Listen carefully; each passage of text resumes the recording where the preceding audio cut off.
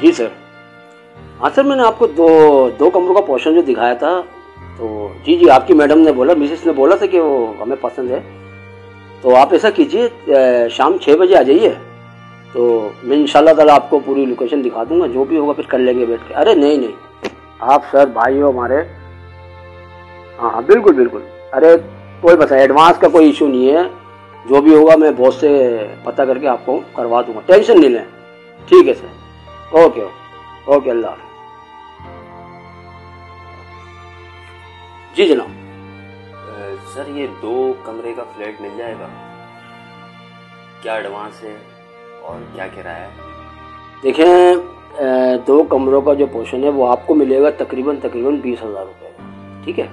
अच्छा, एडवांस जो है वो तकरीबन 1 लाख रुपये एडवांस होगा। एडवांस तो सर बहुत ज़्यादा है, कुछ कम हो सकता है? देखिए, एडवांस में कोई कमी पेशी नहीं हो सकती। एडवांस तो आपको 1 लाख रुपये देना पड़ेगा। यार एडवांस इनका माफ कर दो और उनको पैसे दे दो। अस्सलाम वालेकुम सर। सर ये आपका एहसान मैं कभी भी नहीं भूल सकता जो आपने मुझ पर किया था।